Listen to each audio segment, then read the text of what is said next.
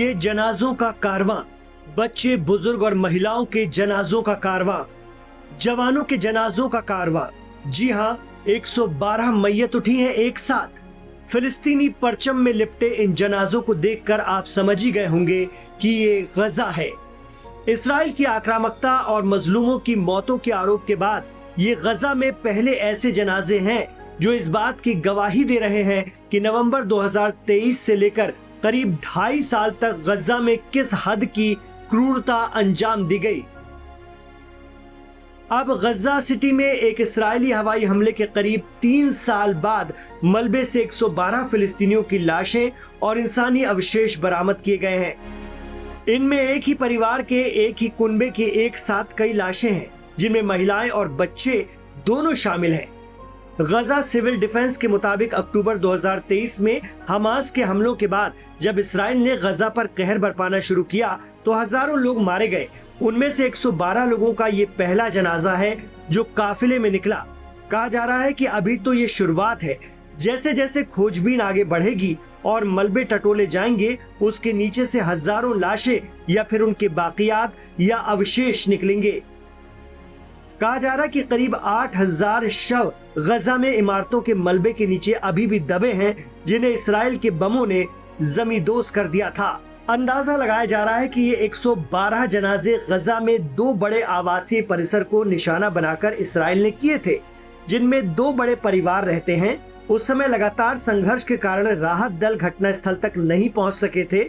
जुलाई के मध्य में टीमों को पहली बार वहां पहुंचने का मौका मिला था, जिसके बाद अगले 2 सप्ताह तक मलबे में लाशों और उनके बाकियात की तलाश का अभियान चलाया गया। बताया जा रहा है कि 112 जनाजों में 44 बच्चों के जनाजे शामिल हैं। बचाव अभियान में international committee of the red cross की ओर से किराए पर उपलब्ध कराए गए 2 एस्केवेटर या खुदाई की मशीनों का इस्तेमाल किया गया है। ये उन गिनी चुनी खुदाई मशीनों में से हैं जो गजा में इस वक्त मौजूद हैं।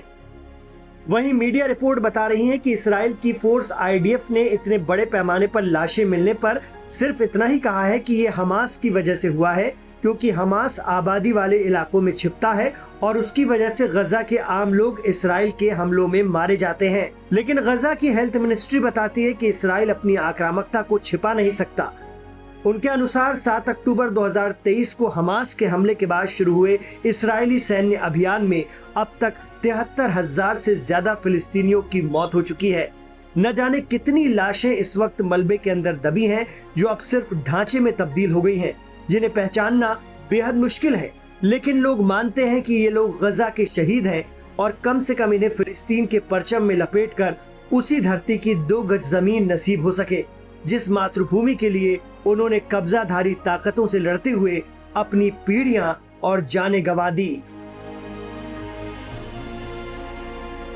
या अल्लाह, या अल्लाह, या अल्लाह। दुनिया का सबसे सुरक्षित और बिजनेस हब माने जाने वाला शहर दुबई, लेकिन अब यहीं से आई एक खबर ने पूरे मिडिल ईस्ट में हलचल मचा दी है। दुबई के जबल अली इंडस्ट्रियल एरिया में करीब 20 मिनट के अंदर लगातार 7 धमाके हुए।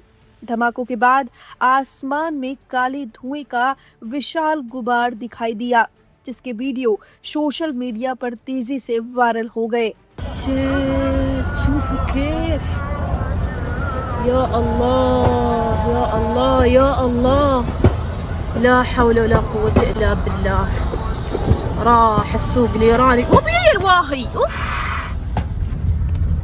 لا حول ولا قوة إلا بالله. لا حول. سمعوا كيف نوف روحي نوف حسبي الله. نعم نيتني انفضر كبي. استغفر الله العظيم استغفر الله. الله يسلم يا ربي، الله يسلم الشرطة والمطافي ويسلم या अल्लाह, कल्बी अव्वरनी कसम बिल्लाह। अमीराती अधिकारियों ने धमाकों की पुष्टि तो की, लेकिन अब तक यह नहीं बताया कि आखिर ये धमाके किस वजह से हुए। यहीं से कई तरह की अटकलें शुरू हो गई। कुछ इराकी मीडिया रिपोर्ट्स में दावा किया गया कि अमेरिका और ईरान के बीच बढ़ते तनाव के बीच यमन की ओर से UAE पर मिसाइलें दागी गईं। लेकिन ध्यान दीजिए, इस दावे की अब तक UAE सरकार या किसी आधिकारिक एजेंसी ने पुष्टि नहीं की है। इस बीच घटना को लेकर एक और अहम जानकारी सामने आई है। नासा की थर्मल इमेजरी से संकेत मिले हैं कि जेबल अली पोर्ट के पास स्थित एक फ्यूल वेयरहाउस में आग लगी थी। ये वेयरहाउस ईंधन के भंडारण और उसकी सप्लाई के लिए इस्तेमाल किया जाता है। ऐसे में सवाल उठ रहे हैं कि क्या पहले वेयरहाउस में आग लगी और फिर उसके चलते कई धमाके हुए, या फिर किसी बाहरी हमले के कारण यह आग भड़की। फिलहाल इन दोनों संभावनाओं पर आधिकारिक तौर पर कुछ भी नहीं कहा गया। वहीं घटना के बाद आग और धमाकों का वीडियो बनाने के आरोप में 2 लोगों को हिरासत में ले लिया गया है। रात की बात यह है कि अभी तक किसी के हताहत होने या बड़े नुकसान की आधिकारिक जानकारी सामने नहीं आई है, लेकिन जिस तरह ईरान, अमेरिका और यमन से जुड़े घटनाक्रम लगातार तेज हो रहे हैं, उसके बीच दुबई में हुए इस रहस्यमयी धमाकों ने पूरे क्षेत्र की सुरक्षा को लेकर नए सवाल खड़े कर दिए हैं। अब सभी की नज़र यूएई प्रशासन की जांच रिपोर्ट और आधिकारिक बयान पर टिकी हुई है, जिससे साफ हो सके कि इन धमाकों के पीछे असली वजह क्या थी। अब हमारी अगली रिपोर्ट में देखिए मिडिल ईस्ट में क्या कुछ चल रहा है। या अल्लाह या अल्लाह या अल्लाह, لا حول ولا قوة إلا بالله. راح السوق الإيراني وبيا الواهي اوف. لا حول ولا قوة إلا بالله. لا حول. سمعوا كيف هنا؟ نوف روحي نوف، حسبي الله. نعم يتني انفضر كبي. استغفر الله العظيم، استغفر الله. الله يسلم يا ربي، الله يسلم الشرطة والمطافي ويسلم. يا الله قلبي عورني قسم بالله.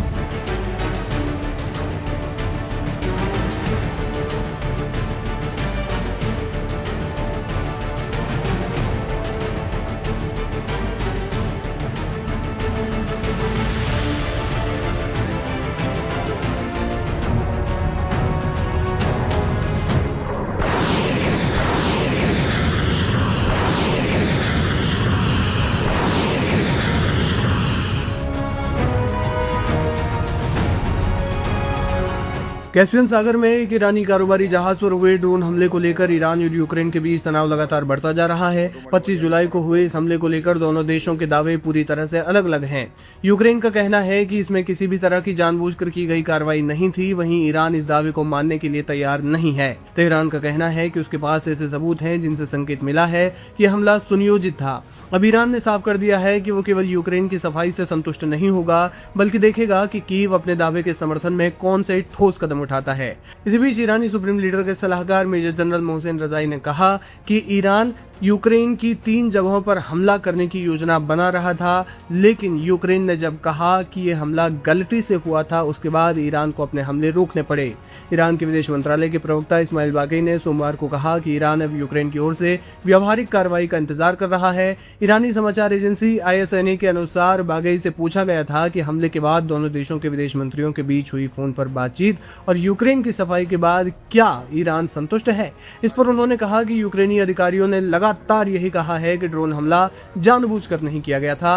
हालांकि उन्होंने ये भी स्पष्ट किया कि अब ईरान ये देखना चाहता है कि यूक्रेन अपने दावे को साबित करने के लिए क्या कदम उठाता है। इस्माइल बागई ने कहा, यूक्रेनी अधिकारियों ने विदेश मंत्री से सीधे बातचीत के दौरान और हमें भेजे गए मैसेज में इस बात पर जोर दिया कि यह कार्रवाई जानबूझकर नहीं की गई थी।